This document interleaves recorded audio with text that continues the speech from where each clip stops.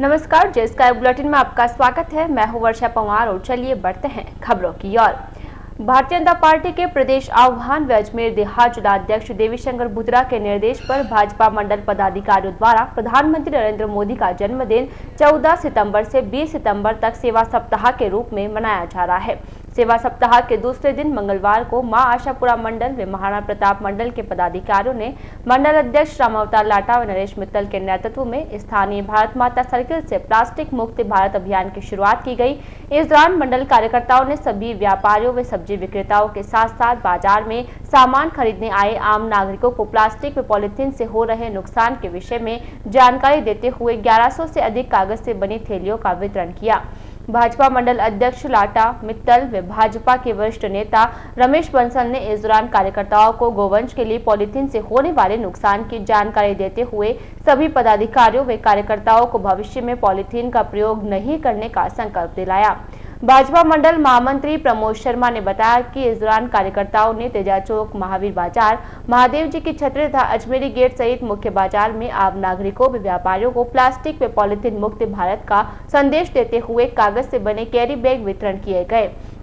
सेवा सप्ताह कार्यक्रम प्रभारी व महामंत्री संतोष जागृत ने बताया कि इस दौरान भाजपा के वरिष्ठ नेता रमेश बंसल, पार्षद रवि चौहान, रेखा कुमावत, प्रीति शर्मा, अनुसूचित जाति मोर्चा जिलाध्यक्ष चेतन गोयल, महामंत्री नवल मुरारका, मुकेश घावरी, सत्येंद्र यादव, मंडल उपाध्यक्ष जितेंद्र कावड़िया, देवकीनंदन शर्मा, राकेश नरूका, अधिवक्ता संजय नाहर, हनुमान जांगीर, दिलीप बाबेल, मूल सिंह राजपुरोहित, राजेंद्र बागड़ी, नाथू पारिक, लता शर्मा, राजेश्वरी यादव, द्रौपदी वर्मा, आईटी जिला संयोजक दिलीप शर्मा, जितेंद्र जांगीर, जितेंद्र ठटेरा, कुंज बिहारी तोलंबिया, पन्नालाल साहू, युवा मोर्चा के दीपक शर्मा, ब्रजकिशोर शर्मा, धर्मेंद्र वाल्मीकि, तिलोक तालिबत तथा संजय चंदेलिया सहित अनेक पदाधिकारी व कार्यकर्ता उपस्थित थे।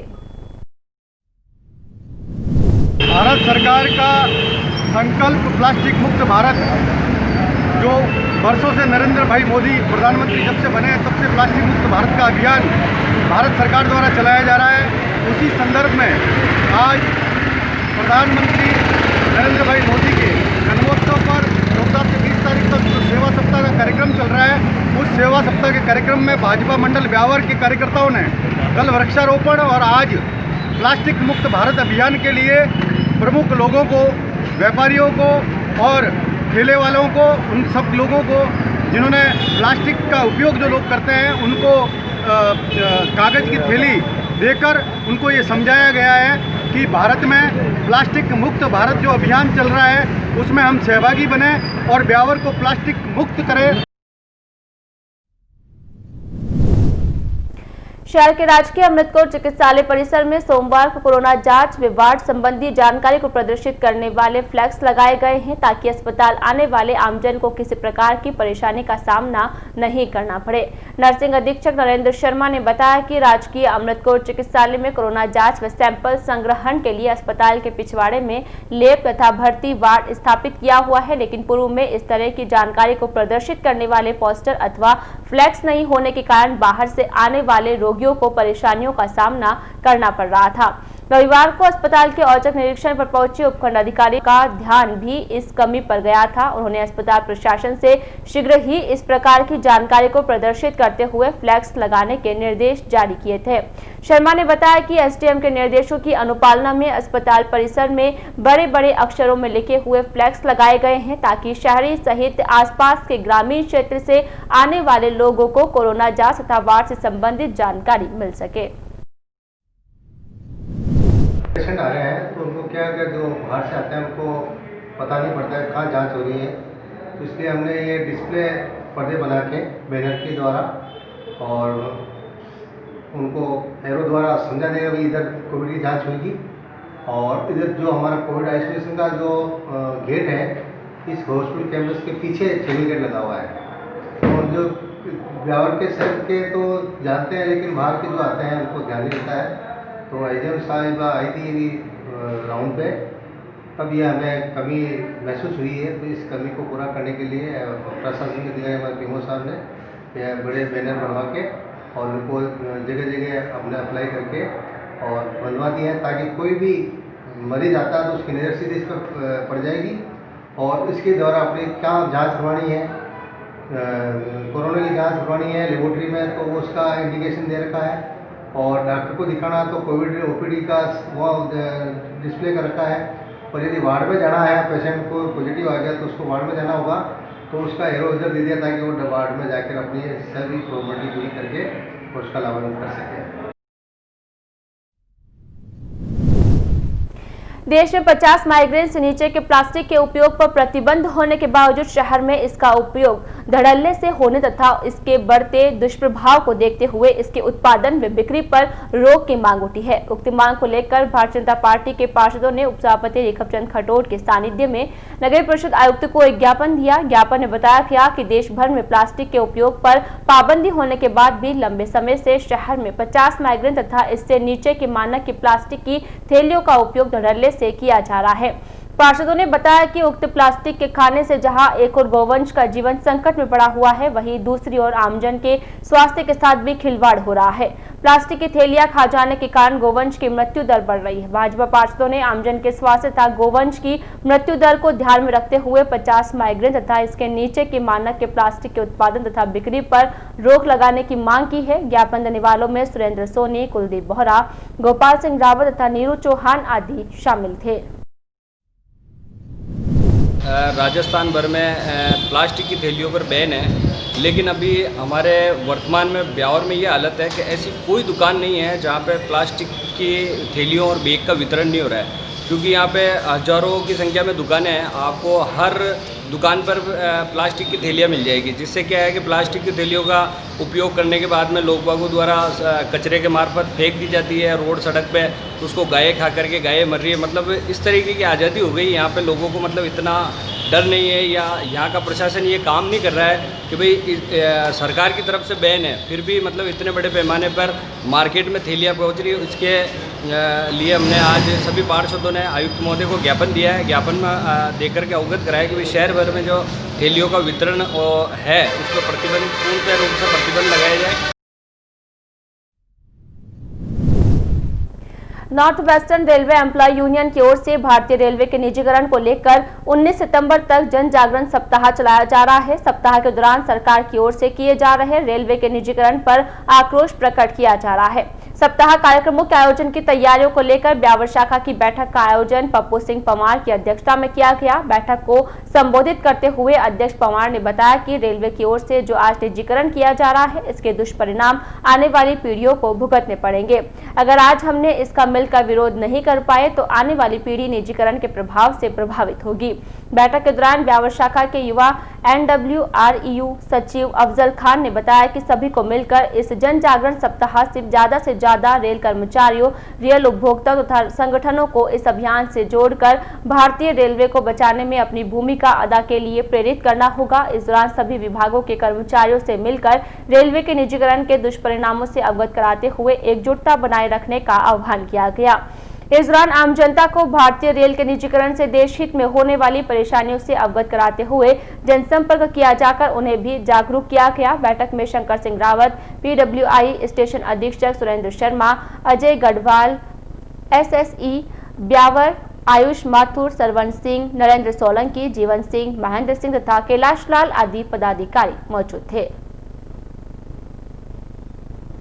ब्यावर विद्युत वितरण निगम के रिंग सिस्टम विकसित करने की महत्वाकांक्षी योजना का कार्य शुरू हो गया है। रिंग सिस्टम के तहत ब्यावर डिवीजन के शहरी क्षेत्र के 6 GSS को आपस में जोड़ा जाएगा। इन 6 GSS को रिंग सिस्टम से जोड़ने की योजना में लगभग 2 करोड़ 36 लाख रुपए की लागत आएगी। शहरी क्षेत्र में स्थित 33 kVA क्षमता के 6 GSS आपस में जुड़ने के बाद उपभोक्ताओं को कई घंटों तक होने वाली विद्युत कटौती से निजात मिलेगी।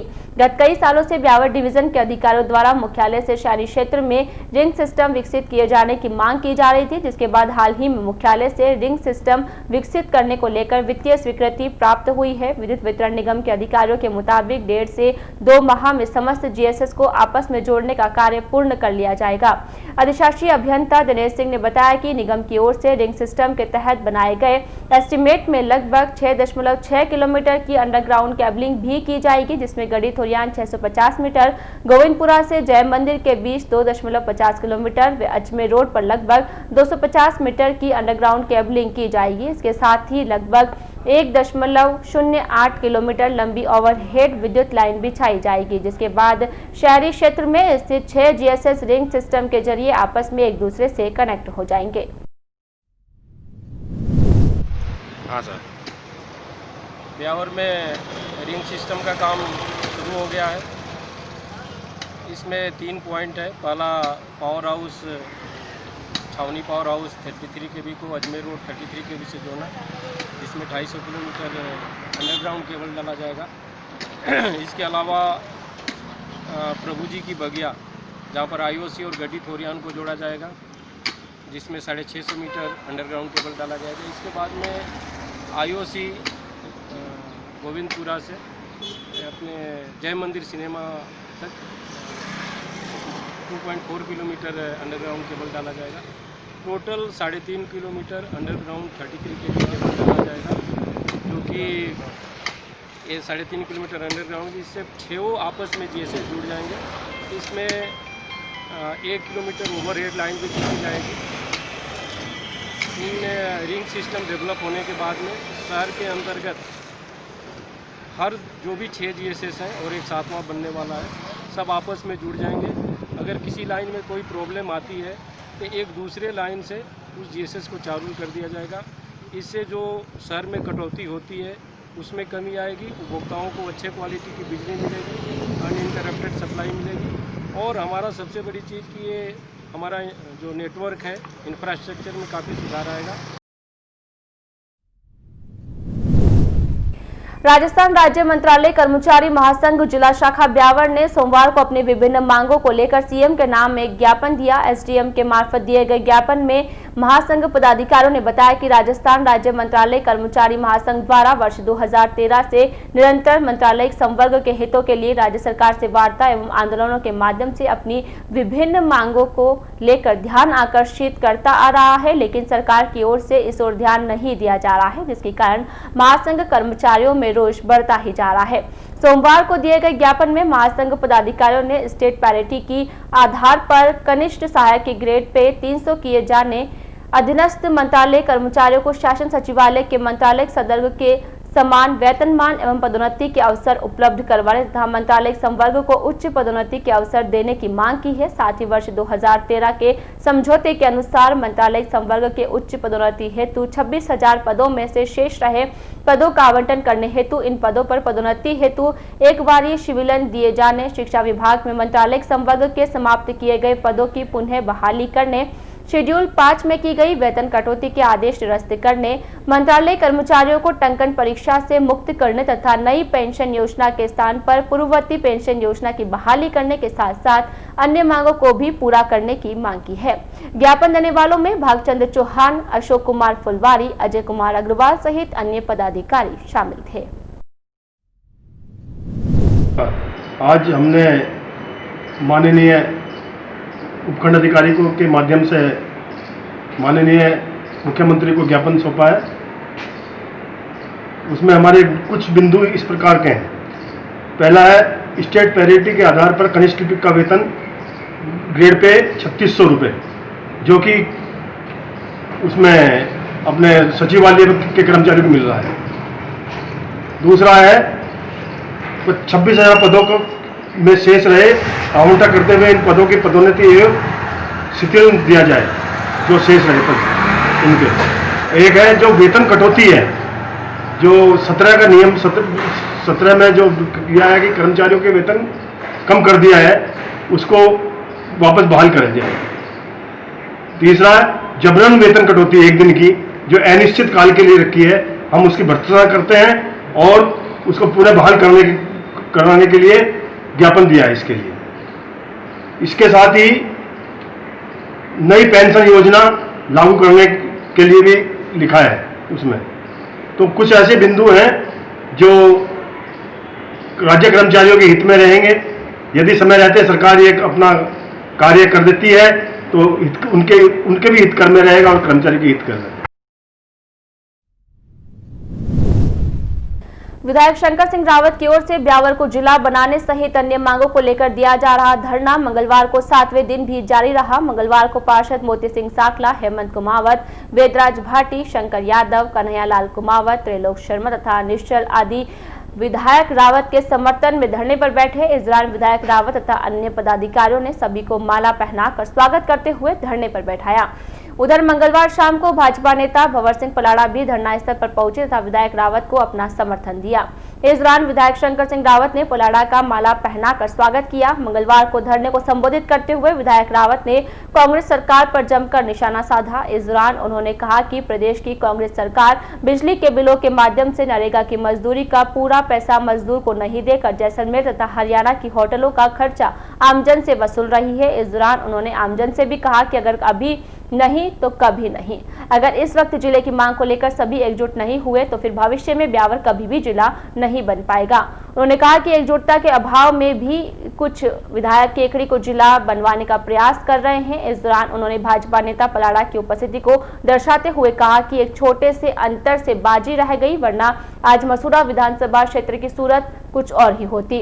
इसी कड़ी में धरने को संबोधित करते हुए भाजपा नेता पलाड़ा ने विधायक रावत के प्रयासों की सराहना की। उन्होंने कहा कि लोग सवाल करते हैं कि रावत जब इनकी सरकार होती है तब जिले की मांग पर नहीं बोलते हैं, तो मैं कहता हूं चाहे सरकार किसी की भी हो, विधायक रावत हमेशा ब्यावर के हक में बोलते हैं। मंच से अपने संबोधन में पलाड़ा ने कहा कि ब्यावर को जिला बनाने की मांग पर मसूदा के कांग्रेसी समर्थन दे या नहीं दे, लेकिन मसूदा क्षेत्र के सभी भाजपा कार्यकर्ता व जनता आपके साथ है। उन्होंने कहा कि विधायक रावत कोई निजी स्वार्थ के लिए धरना नहीं दे रहे हैं। ब्यावर को जिला बनने के बाद सबसे ज्यादा फायदा ब्यावर वालों को मिलेगा। उन्होंने शहर के आमजन से इस नेक कार्य के लिए विधायक रावत का साथ देने की अपील की। शहर की कृषि उपज मंडी अब हाईटेक होने जा रही है, जिसके बाद काश्तकार अपनी उपज की बोली लगने से पहले अन्य मंडी में जिंसों के चल रहे भाव के साथ ही मंडी में चल रहे भाव की जानकारी ऑनलाइन प्राप्त कर सकेगा।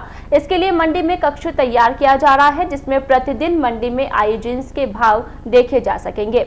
इसके अलावा बोली के समय काश्तकार को मौके पर खड़े होने की जरूरत नहीं होगी। उक्त काश्तकार की जिंस कितने भाव में किस व्यापारी ने खरीद की है, उसकी जानकारी भी डिस्प्ले पर आएगी। मंडी अधिकारियों ने बताया कि प्रदेश में मार्केटिंग करने के लिए व्यापारी को एक मंडी के लिए लाइसेंस लेना होता था, लेकिन ई मार्केटिंग से अब व्यापारी पूरे प्रदेश की मंडियों से एक जगह से ही एक लाइसेंस पर ही खरीद कर सकता है। इससे किसानों को अधिक लाभ मिलेगा, कीमतों में खुलापन होगा। बड़े पैमाने पर खरीद होने से गुणवत्ता, टूट फूट उत्पाद खराब होने का अनुपात भी कम होगा। किसान राज्य से बाहर स्थित मंडियों में कृषि उपज की खरीद फरोख्त कर सकेंगे। अधिकारियों ने बताया कि एक ही मंडी प्लेटफॉर्म से देश के किसी भी कोने से खरीदी व बिक्री की जा सकेगी। राष्ट्रीय कृषि बाजार का संचालन भारत सरकार व राज्य सरकार की देखरेख में स्थानीय मंडी की ओर से की जाएगी। कृषि उपज की भुगतान की राशि सीधे कृषक के बैंक खाते में ट्रांसफर की जाएगी। इसके लिए किसान व्यापारियों व अन्य मंडी कृत्यकारियों को पहली बार किसी भी मंडी से ऑनलाइन पंजीयन कराना होगा, जिसके बाद कितनी भी बार खरीद बिक्री करे, पूरे देश में दोबारा कोई भी पंजीयन की आवश्यकता नहीं होगी। एक ही प्लेटफॉर्म में देश के सभी व्यापारी व्यापार कर सकेंगे, जिससे प्रतिस्पर्धा बढ़ेगी, फसल की अच्छी कीमत लगाई जाएगी तथा किसान को अपनी फसल का उचित दाम मिलेगा। इसी प्रकार काश्तकारों को उनकी उपज का उचित दाम दिलाने के उद्देश्य से कृषि उपज मंडी में असेसिंग लैब स्थापित हो चुकी है। लैब स्थापित होने के बाद उपज को मंडी लाने वाले काश्तकार गुणवत्ता की जांच करवाकर उचित दाम प्राप्त कर सकेंगे। मंडी सचिव महेश शर्मा ने बताया कि पूरे देश में एक कृषि बाजार के रूप में विकसित करने के लिए नेशनल एग्रीकल्चर मार्केट के तहत ई नाम की स्थापना की जा चुकी है, जिसके तहत काश्तकार दूसरे राज्य के व्यापारी को अपनी जिंस बेच सकेंगे। वहीं व्यापारी दूसरे राज्य में किसानों से सीधे ई मंडी पर जिंस खरीद सकेंगे। ऐसे में काश्तकार को उपज का उचित दाम मिलने के साथ ही व्यापारी को भी गुणवत्ता युक्त जिंस मिल सकेगी। रूपरजत स्कूल ऑफ नर्सिंग की ओर से सोमवार को राजकीय अमृतकोर चिकित्सालय में आदर्श हॉस्पिटल मॉडल बनाओ कार्यक्रम का आयोजन किया गया। कार्यक्रम के तहत 50 से अधिक इंटर्नशिप के छात्र छात्राओं ने भाग लिया। इस दौरान इंटर्नशिप के छात्र छात्राओं ने आदर्श हॉस्पिटल की परिकल्पना को ध्यान में रखते हुए एक से बढ़कर एक मॉडल बनाए। कार्यक्रम के अंत में सभी मॉडल्स में से चुने गए मॉडल के विजेताओं को नकद पुरस्कार से पुरस्कृत किया गया। कार्यक्रम में senior nursing tutor Ghanshyam Bakliwal, guide Lalit Kumar Prajapati, Jayshree Dimple, Sarita, Raveena, Manish Lekhara तथा लोकेश सहित अन्य छात्र छात्राएं उपस्थित थी। ग्राम पंचायत देलवाड़ा परिसर स्थित राजीव गांधी सेवा केंद्र में कोरोना से बचाव एवं सुरक्षा को लेकर मंगलवार को मुख्यमंत्री द्वारा आयोजित लाइव वीडियो कॉन्फ्रेंसिंग के जरिए सीधा संवाद हुआ। इस मौके पर सीएम ने उपस्थित सभी को स्वच्छता को लेकर जागरूक किया गया। लाइव वीडियो कॉन्फ्रेंसिंग में विभिन्न डॉक्टरों द्वारा मास्क पहनने एवं सावधानी बरतने की सलाह दी गई। स्वच्छता एवं कोविड-19 पंचायत प्रभारी पंचायत सहायक श्री किशोर कुमार व षष्ठक्रम ममता कंवर के द्वारा कार्यक्रम का संचालन किया गया। ग्राम देलवाड़ा सरपंच जसोदा चौधरी, पिंटू चौधरी, लसाड़िया सरपंच उमरा काठात, पूर्व सरपंच पप्पू काठात एवं ग्राम विकास अधिकारी कमरुद्दीन काठात ने सभी को कोरोना महामारी से सुरक्षा एवं बचाव को लेकर जागरूक किया।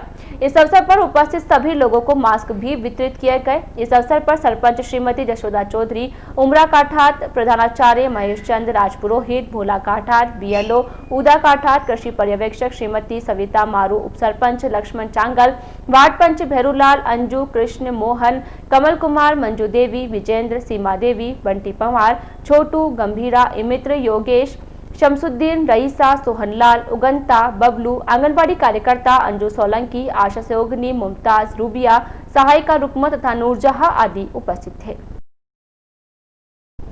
शहर में कोरोना संक्रमण को लेकर मंगलवार का दिन मंगलकारी रहा। मंगलवार को एकेज प्रशासन को मिली जांच रिपोर्ट में केवल 6 लोग ही कोरोना पॉजिटिव पाए गए। मंगलवार को मिली जांच रिपोर्ट के बाद प्रशासन तथा शहरवासियों ने राहत महसूस की। मंगलवार के आंकड़ों के बाद शहर में कोरोना पॉजिटिव की संख्या 1077 हो गई है। एकेज कोविड प्रभारी डॉक्टर प्रदीप कुमार जैन के अनुसार मंगलवार को शहर के 6 पुरुष कोरोना पॉजिटिव पाए गए हैं। डॉक्टर जैन के अनुसार आदर्श नगर क्षेत्र से 58 वर्षीय, गोपाल जी मंदिर छावनी से 30 वर्षीय, बसंत कॉलोनी से 78 वर्षीय, आईओसी कॉलोनी से 54 व 52 वर्षीय के साथ साथ सिटी डिस्पेंसरी के पास मेवाड़ी गेट निवासी एक 44 वर्षीय पुरुष कोरोना पॉजिटिव पाया गया है। मालूम हो कि विगत कई दिनों से शहर में कोरोना पॉजिटिव रोगियों का विस्फोट हो रहा था, लेकिन मंगलवार को केवल 6 लोगों में ही कोरोना की पुष्टि हुई है। हालांकि प्रशासन के निर्देश पर शहर के 3 स्थानों पर कोरोना की जांच व सैंपल लिए जा रहे हैं, जिससे लगता है कि आगामी दिनों में संक्रमितों की संख्या बढ़ सकती है। अतः आमजन से अपील की जाती है कि संक्रमण की चेन को तोड़ने के लिए सरकारी गाइडलाइन की पालना करते हुए सोशल डिस्टेंसिंग रखें तथा मुंह पर मास्क लगाकर ही घर से बाहर निकले। भीम विधायक सुदर्शन सिंह रावत के निर्देशन पर विद्युत विभाग द्वारा जनसुनवाई कर बिजली बिलों में पाई जा रही गड़बड़ियों में सुधार किया जाकर विद्युत उपभोक्ताओं को राहत प्रदान की जा रही है। इसी क्रम में मंगलवार को भीम व लसानी सब स्टेशन पर जनसुनवाई का आयोजन किया गया। जनसुनवाई में सैकड़ों ग्रामीणों और कांग्रेस कार्यकर्ताओं ने भाग लिया और विद्युत बिलों की विभिन्न प्रकार की समस्याओं का निस्तारण करवाया। जनसुनवाई में भीम, डूंगाजी का गांव, बारातों की गुआर, टोगी, कुकड़ा, जसाखेड़ा तथा भीम क्षेत्र के नजदीक के गांव लसानी, ईशरमंड, आंती, ठीकरवार सहित आसपास के ग्रामीण क्षेत्र के विद्युत उपभोक्ताओं ने भाग लेकर अपनी विद्युत बिलों संबंधी समस्याओं का निराकरण करवाया। मालूम हो कि भीम विधायक सुदर्शन सिंह रावत के ग्रामीण क्षेत्र के दौरों एवं जनसंपर्क के दौरान ग्रामीणों द्वारा समय समय पर बिजली के बिलों में बढ़ी हुई राशि तथा गड़बड़ियों को लेकर शिकायतें सामने आई थी, जिस पर विधायक रावत ने विभाग द्वारा की जा रही लापरवाही व अनियमितता में गंभीरता दिखाते हुए भीम देवगढ़ के विद्युत विभाग के अधिकारियों को जन सुनवाई कर ग्रामीणों की समस्या का समाधान करने के सख्त निर्देश दिए, जिसके बाद क्षेत्र में जन सुनवाई कार्यक्रमों का आयोजन किया जा रहा है। राजसमंद जिला मुख्यालय के कांकरोली थाना क्षेत्र के जेके सर्कल के पास गैस गोदाम परिसर में बने एक मकान के पिछले हिस्से में एक व्यक्ति का संदिग्ध शव मिलने से क्षेत्र में सनसनी फैल गई। रिपोर्टर सुनील जैन के अनुसार गैस गोदाम में काम कर रहे लोगों ने जब शव को देखा तो उक्त लाश की पहचान भारत गैस गोदाम के मालिक व कांग्रेस के वरिष्ठ नेता बंशीलाल गहलोत के छोटे दामाद मुरलीधर के रूप में की। उसके बाद वहां के कर्मचारी ने कांकरोली थाना पुलिस को सूचना दी। सूचना के बाद कांकरोली थाना अधिकारी योगेंद्र व्यास ने मौके पर पहुंचकर घटनास्थल का मौका मुआयना किया। इसके बाद थानाधिकारी इसकी सूचना उच्च अधिकारियों को दी, जिसके बाद जिला पुलिस कप्तान भुवन भूषण तथा राजसमंद डिप्टी गोपाल सिंह भाटी भी मौके पर पहुंचे तथा घटनास्थल का जायजा लिया। प्रथम दृष्टिया मामला हत्या का हो सकता है। उधर मौके पर पहुंचे जिला पुलिस कप्तान ने पुलिस अधिकारियों को आवश्यक दिशा निर्देश दिए। राजसमंद के नाथद्वारा थाना क्षेत्र में राष्ट्रीय राजमार्ग संख्या 8 पर करजिया घाटी के पास बेकाबू ट्रक ने आगे चल रही मोटरसाइकिल को टक्कर मार दी, जिसके कारण बाइक के पीछे बैठी महिला गिर गई। हादसे में ट्रक चालक ने महिला को चपेट में लेते हुए उसे कुचल दिया। घटना में महिला की मौके पर ही मौत हो गई। नाथद्वारा रिपोर्टर कुलदीप शर्मा के अनुसार नाथद्वारा पुलिस थाने के एएसआई जयपाल ने बताया कि मुखर्जी चौराहा कांकरोली निवासी दिनेश के पिता ओंकार लाल कुमावत बाइक पर सवार होकर पत्नी अंशीबाई के साथ नाथद्वारा से कांकरोली जा रहे थे कि करजिया घाटी के पास एक अज्ञात ट्रक चालक ने बाइक को टक्कर मार दी, जिसके कारण पीछे बैठी अंशी देवी की मौत हो गई। घटना के बाद पुलिस ने अस्पताल में मृतका का पोस्टमार्टम करवाने के बाद लाश परिजनों के सुपुर्द की। ब्यावर के हृदयस्थली टांगेर क्षेत्र में ब्यावर विधायक के धरने को एक सप्ताह बीत चुका। कोरोना काल में फिलहाल धरने का असर सरकार पर बेअसर रहा। बाहरी विधायक का समर्थन मिला, लेकिन स्थानीय समर्थन पुरजोर तरीके से अभी तक नहीं मिल पाया है। कहीं ना कहीं ब्यावर के हितों की आवाज क्या एक बार फिर राजनीति की भेंट चढ़ गई। देखिए रिपोर्ट।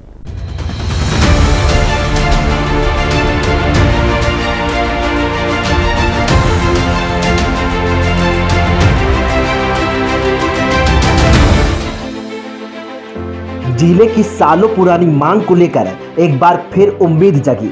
हालांकि वो जोश और जुनून अब नजर नहीं आता जो आज के 7 साल पहले ब्यावर की धरा पर नजर आया था।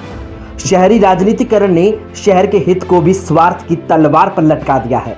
एक दूसरे की टांग खींच कर शहर को दांव पर लगा दिया है।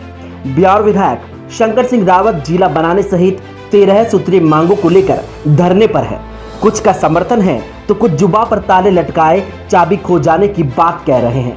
कुछ को यह नौटंकी लगती है तो कुछ इसे ड्रामा मान रहे हैं। यहाँ सवाल यह है कि क्या धरना देने से ब्यावर जिला बन जाएगा? क्या विधायक का यह प्रयास रंग लाएगा? क्या संगठन और धरने से दूरी बनाए कार्यकर्ता विधायक के साथ शहर हित में खड़े होंगे? कुछ लोगों को लगता है कि विधायक सही कर रहे हैं तो कुछ ये मानते हैं कि गुटबाजी ब्यावर को जिले का ताज नहीं पहनने देगी। उधर कांग्रेस ने पहले ही विधायक को सवालों के पिटारे में रखकर हल्ला बोल दिया है। स्थानीय संगठन फिलहाल विधायक के इस फैसले पर अपनी मंजूरी देता नजर नहीं आ रहा। तो आखिर शहर हित में ब्यावर का भविष्य किसके हाथ में है? शहर की सरकार का मुखिया ही जब धरने पर बैठा हो तो फिर शहर के विकास की उम्मीद किससे की जाए? क्या ऐसे नहीं लगता कि जिले की अधूरी मांग के पीछे धरातल के कई काम कागज पर सिमट कर रह जाए? या फिर कहीं ऐसा तो नहीं कि ब्यावर के हित का श्रेय लेने की होड़ में पैरों के नीचे से चादर बार बार खींची जा रही हो? राजनीति के अखाड़े में जो कुछ भी खेल है वो राजनेता जाने, लेकिन भला शहर की जनता की क्या गलती जिन्होंने एक जनप्रतिनिधि को इस उम्मीद में चुना कि उसका शहर चमन होगा? भला इस जनता की क्या गलती कि उसने भाजपा पर मोहर लगाई तो राज्य में सरकार कांग्रेस की बनाई? भला जनता आज भी अपनी गली की सड़कों की मरम्मत की अरदास लगाए बैठी है। बिजली के बिलों में गफलत होने पर दफ्तरों पर माथा टेक रही है। सीवरेज पहले ही सर का दर्द बना बैठा है। पानी की आपूर्ति मजबूरी का रोना रो रही है। कोरोना का साया ऐसा काल लेकर आया कि ब्यावर जिले में टॉप पर है। आखिर मूलभूत सुविधाओं को दरकिनार कर हवाई बातें क्या शहर का भविष्य तय कर पाएगी? जब सबका मिशन एक तो फिर सब एक क्यों नहीं? जे स्काई ने धरने को लेकर आमजन की राय भी जानी, जिसमें कुछ लोगों ने इसे राजनीति करार दिया तो कुछ ने सब कुछ भूलकर ब्यावर को उसका हक दिलाने के लिए सभी को एकजुट करने का आह्वान किया। जैसे कि माननीय शंकर सिंह जी अभी धरने पर बैठे हैं, ये बहुत अच्छी बात है ब्यावर को जिला बनाने के लिए, लेकिन जब तक वो अपने संगठन और अपने कार्यकर्ता इन लोगों को जब तक साथ में नहीं लेंगे, जब तक जिले की मांग पूरी नहीं हो सकती है। पूर्व में देवी शंकर जी भूतड़ा उन्होंने पोस्ट कार्ड अभियान चलाया, लाखों की तादाद में उन्होंने पोस्ट कार्ड पे साइन कराए और भूतड़ा जी ने कितने ही लोगों को पोस्ट कार्ड के द्वारा ब्यावर की जनता को जिला बनाने के लिए काफ़ी संघर्ष किया। लेकिन आज भी कोई भी जो हमारे एमएलए साहब हैं उनके साथ न तो संगठन का कोई कार्यकर्ता है, ना कोई भी भूतड़ा जी या और कोई भी खेमे का कोई व्यक्ति है। यदि ब्यावर को जिला बनाना है तो उसमें कांग्रेस, दूसरा संगठन, मंडल अध्यक्ष और हमारे एमएलए साहब जब सब एक साथ होंगे तभी ब्यावर को जिला बनने का अभियान पूरा होगा। वरना केवल एक जने के बार बार धरने पर बैठना या बार बार विरोध करना, उससे नहीं लगता है कि ब्यावर को जिला बना दिया जाएगा। हमारे जो विधायक साहब ने चांगेट पर धरना दिया हुआ है, जो 13 सूत्रीय मांगे हैं वो बिल्कुल वाजिब मांगे हैं और विधायक महोदय जो काम कर रहे हैं वो ब्यावर के हित के लिए कर रहे हैं। हमने कई बार देखा है ये मांग हमारी, हालांकि ज़िले की मांग बरसों पुरानी है, अब क्या होता है कि कांग्रेस और बीजेपी और अन्य राजनीतिक दलों के बीच के अंदर उलझी हुई है ब्यावर की राजनीति। हमें चाहिए कि राजनीतिक से ऊपर उठकर, चाहे पुरानी बातें छोड़ो किसने क्या करा, अब क्या है, अब अगर समस्याएं और जितनी जो प्रॉब्लम्स है, जितनी सूत्रें जो मांगे हैं वो सरकार के पास कैसे पहुँचें, क्योंकि हम सब लोगों की आवाज़ है, एमएलए के द्वारा, विधायक के महोदय के द्वारा ही हमारी आवाज़ वहाँ तक पहुँचेगी, राजस्थान सरकार तक, और उन समस्याओं का निवारण होगा। कौन कैसे किसने कब कब क्या किया छोड़ो ये बात, और हमारी शक्ति का प्रदर्शन जब ही होगा जब हम सभी राजनीतिक दल मिलकर, क्योंकि इसमें अगर ब्यावर जिला बनता है या ब्यावर के विकास के जो कार्य होते हैं वो पूरे संपूर्ण ब्यावर की जनता के लिए है, न कि बीजेपी के लोगों के लिए, न कि कांग्रेस के लोगों के लिए, न अन्य राजनीतिक दल के लिए। तो इस दलदल राजनीति से ऊपर उठकर जो हमारे विधायक महोदय आज चाहते तो कोरोना काल में वो आराम भी कर सकते थे, कहीं बाहर नहीं निकलते, उनकी भी एज में है, लेकिन अगर वो मुख्य चौराहे पर और चांग गेट पर धरने पर बैठे हैं समस्याओं के लिए, उनके समाधान के लिए, तो निश्चय उनके लिए बहुत बड़ी बात है। हम लोगों को सबको विधायक का साथ देना चाहिए, और किसने क्या करा इसको छोड़कर सब एकजुट होकर, ऐसा ना हो कि हमारी राजनीतिक लड़ाई के अंदर कोई दूसरा अन्य जिला बन जाए। तो हमें सबको एकजुट होकर हम सब लोगों को प्रयास करना चाहिए। हम शंकर सिंह जी जो धरने पे बैठे हैं, हम उनका समर्थन करते हैं, ब्यावर जिला बनना चाहिए। और इससे पहले जिस टाइम बीजेपी की गवर्नमेंट थी केंद्र में, राज्य में, और बीजेपी का यहाँ पे वोट था, उस टाइम अगर थोड़ी सी ज़्यादा कोशिश करते तो अच्छा होता, इससे पहले ही जिला बन जाता। अशोक गहलोत जी अगर मेहरबानी कर दे ब्यावर शहर के ऊपर तो जिला ब्यावर बन सकता है, और सभी पार्टियों को साथ में लेकर जिला बनाने की कोशिश करनी चाहिए। ब्यावर में फिलहाल राजनीति चरम पर है। देखते ही देखते शहर सफेद कुर्तों में समाता जा रहा है। पतंग को काटने की होड़ मची है। यहाँ कुछ ना बोलकर भी बहुत कुछ बोला जा रहा है, तो सब कुछ बोलकर भी नजरअंदाज किया जा रहा है। मांगे भले ही शहर की जनता से जुड़ी हो, लेकिन धरने के परिवेश में उठते सवाल एक दूजे पर अपना उल्लू सीधा करने में लगे हैं। श्रेय की होड़ ने ब्यावर को आज इतना पीछा ला खड़ा किया है कि ब्यावर के गौरव का बीता हर पल अब सिर्फ इतिहास रह गया। हालांकि विधायक अपने वादे पर अड़े हैं। विकट हालातों के बावजूद धरना निरंतर जारी है। ब्यावर शहर में ब्यावर क्षेत्र के सारे जनप्रतिनिधि और भारतीय जनता पार्टी के पदाधिकारी कार्यकर्ता के द्वारा आज तीसरा दिन धरना जारी है। वो अनिश्चित काल के लिए है, और धरना देने से पहले राजस्थान सरकार के मुखिया माननीय मुख्यमंत्री महोदय अशोक जी गहलोत साहब के सामने जाकर के जो हमारे 13 सूत्री मांगों का ज्ञापन दिया था, उस ज्ञापन को, वो ज्ञापन है जिसके अंदर पिछली विधानसभा कार्यकाल के अंदर जो ब्यावर में विकास कार्यों के लिए बजट पास हुआ था, सुरेघाटा फीडर 3 करोड़ रुपये उस पर पास हुए, देवता फीडर के 8 करोड़ पास हुए, जसा खेड़ा से दुधालेश्वर, कोटला काबरा से देवता चौराहा तक, इस प्रकार अनेकों कार्य हैं जिसका बजट स्वीकृत हुआ और टेंडर नहीं हुआ और कैंसिल कर दिया गया। इस वजह से ये धरना दिया जा रहा है। उन बजट को भी कैंसिल कर दिया गया, और साथ में ब्यावर जिले के लिए ब्यावर की एक जिला बनाओ कमेटी बना करके, और कमेटी की रिपोर्ट भी आने के बाद भी रिपोर्ट सरकार ने अभी तक ओपन नहीं की है कि क्या रिपोर्ट आई है। उसमें ब्यावर का नंबर 1 नंबर पर है, ब्यावर का नाम 1 नंबर पर है, क्योंकि अगर उसको ओपन करेंगे तो उसमें ब्यावर का नाम आएगा। उन सब बातों को देखते हुए सरकार उसको ओपन नहीं कर रही है। इस कारण से हम आज उससे रुष्ट होकर के, आज तीसरा दिन है, उसके लिए धरना दिया जा रहा है। उसमें ब्यावर भी आज चौथा दिन जा रहा है। तो इसमें ब्यावर के आम जनता के द्वारा जुड़ाव है। भारतीय जनता पार्टी के भी सारे लोग, पदाधिकारी, कार्यकर्ता सब उसमें बैठे हुए हैं। ये धरना भारतीय जनता पार्टी की तरफ से दिया जा रहा है। एक अजमेर का कोई ब्लॉग लिखता है व्हाट्सएप पर, वो व्यक्ति ब्यावर को ब्लैकमेल करने के लिए ब्यावर के भारतीय जनता पार्टी के कार्यकर्ताओं को, विधायक को और सबको ब्लैकमेल काम करने का कार्य करता है। और उसको पता नहीं क्या तकलीफ है और पीड़ा है। अरे भाई, ब्यावर जिला बन जाएगा, तेरे को तकलीफ है क्या अजमेर में बैठे हुए को? जो इस प्रकार की गई भाषा का प्रयोग कर रहा है। शंकर सिंह ने बोला है अपनी औकात पर आ गया, तो मैंने औकात सब कभी काम में ही नहीं लिया।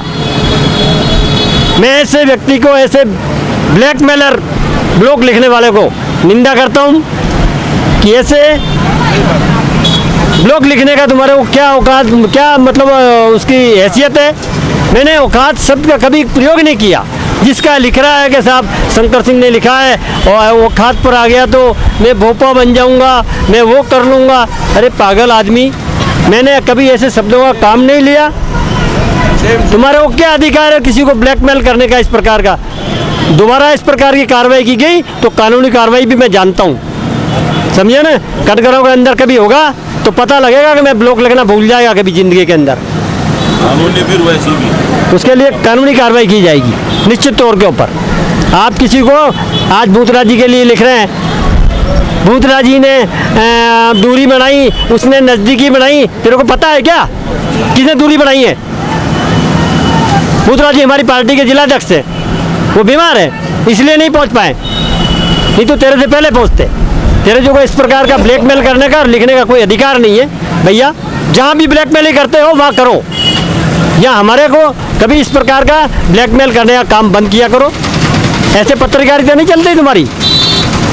पत्रकार सभ्य भाषा का प्रयोग करते हैं, मैं भी सभ्य भाषा का प्रयोग करता हूँ। आज तक एक भी हमारे यहाँ ब्यावर में एक भी पत्रकार कोई कह देवे कि साहब हमारे लिए कोई एक प्रकार की भाषा का बोला, कोई कार्यकर्ता बोल देवे, मैंने कभी भी गलत भाषा का प्रयोग ही नहीं किया आज तक। मैं हमारे भारतीय जनता पार्टी के नहीं, हमारे विपक्षी दल कांग्रेस के भाई जो हैं वो भी मेरे लिए कभी भी ऐसा नहीं बोल पाएंगे कि साहब ओछी भाषा का प्रयोग करते, मैं कभी नहीं करता। तो इसलिए ऐसे ब्लैकमेलर ब्लॉग लिखने वालों को मैं निंदा करता हूँ। भविष्य में ध्यान रखें, ऐसे प्रकार की भाषा का और कार्रवाई का उपयोग नहीं करें। जहाँ आप करते हो वहाँ चवन्नी चलाओ, यहाँ आपकी चवन्नी चलेगी। कोई ब्यावरा कार्यकर्ता उलझ गया तो छूटना मुश्किल होगा। धन्यवाद। 7 साल पहले का धरना और वर्तमान धरना समय की मार झेल रहा है। विधायक वही, विपक्ष में सरकार वही, लेकिन बदला है तो सिर्फ समय। कोरोना से पहले ही एक साथ भीड़ के एकत्रित होने पर पाबंदी है, दूसरी ओर बिना स्वीकृति के जारी धरना कई सवाल खड़े कर रहा है। विधायक का आरोप है कि उनके बयानों को तोड़ा मरोड़ा जा रहा है। यही कारण है कि गत दिनों पूर्व अजमेर के एक पत्रकार द्वारा ब्लॉग लिखे जाने पर ब्यावर विधायक ने नाराजगी प्रकट कर डाली। ब्लॉग में ब्यावर की राजनीति को लेकर की गई छींटाकाची और प्रयुक्त शब्द ब्यावर विधायक को नागवार गुजरे और आक्रोशित लहजे में उन्होंने क्या कुछ कहा, जरा आप ही सुन लीजिए। ब्यावर का विधायक धरना नहीं लगा रहा है, ब्यावर के भारतीय जनता पार्टी के सब कार्यकर्ता यहाँ धरने लगा रहे हैं, पदाधिकारी धरने लगा रहे हैं। और जितने भी जनप्रतिनिधि हैं, ब्यावर का नगर परिषद का सभापति, चेयरमैन, ब्यावर के सारे नगर परिषद के पार्षदगण, सरपंच संघ के अध्यक्ष, ये तुम्हारा चाचा बैठा हुआ है, आँख नहीं खुली हुई है तुम्हारी, कैमरे में नजर नहीं आता है तो आके देख लिया करो। और सरपंच के सारे सरपंच संघ के सारे सरपंचगण बैठे हुए हैं जो माननीय ये एक एक जनता के द्वारा जीत के आते हैं। आपकी जैसे ऊपर से कोई फाइटर नहीं उतर जाते हैं, ये इनको पूछो कैसे जीता जाता है। नगर परिषद का एक एक चुनाव जीतते हैं, नानी याद आ जाती है तब ये जीत करके आते हैं। वो लोग सारे धरने पर बैठे हुए हैं और भला आदमी कह रहा है एक शंकर सिंह विधायक धरना दे रहा है। आपको शर्म ही नहीं आई? ये ब्यावर के सारे जनप्रतिनिधि धरना दे रहे हैं और ब्यावर के हक के लिए दे रहे हैं, कोई आपको तमाशा करने के लिए नहीं दे रही है। ब्यावर के अंदर ये जो धरना दिया जा रहा है 36 जात के भाई बहनों के द्वारा दिया जा रहा है, 36 जात के लोगों को दिया जा रहा है। अरे जब अजमेर रजवाड़ा का विलय राजस्थान के अंदर हुआ था, उस समय में भी ब्यावर को जिले के लिए योजना बनी थी। भले आदमी आप तो पैदा भी नहीं हुए थे। और ब्यावर नगर परिषद उस समय से है, राजस्थान के अंदर 4 आयकर कार्यालय खुले थे, उसमें से एक ब्यावर में था, वो आज भी है।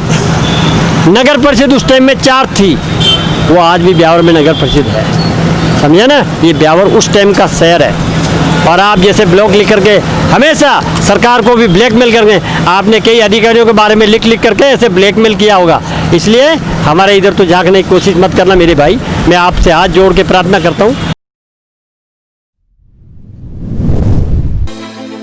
संगठन के विधायक के धरने से दूरी और कोरोना काल में जनता का डर, और इस बीच शहर को जिला बनाने सहित 13 मांगों की उठती आवाजें सरकार के कानों पर क्या असर डाल पाएगी, या फिर ब्यावर एक बार फिर अपने खोए वजूद पर निराश होकर राजनीति को दोष देगा।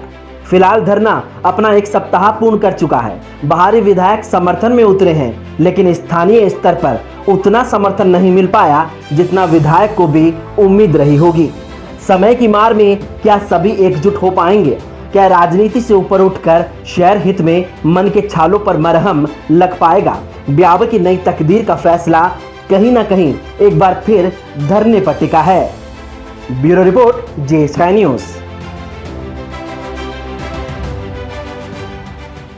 आज के इस बुलेटिन में फिलहाल इतना ही। पूरी टीम के साथ दीजिए इजाजत, फिर मिलेंगे। नमस्कार।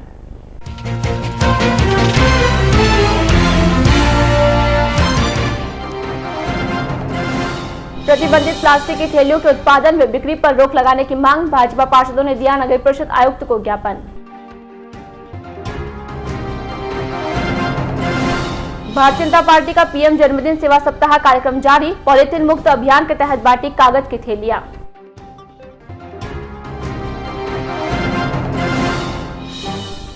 राजस्थान राज्य मंत्रालय कर्मचारी महासंघ ने दिया सीएम के नाम ज्ञापन, महासंघ की विभिन्न मांगों की ओर किया ध्यान आकर्षित।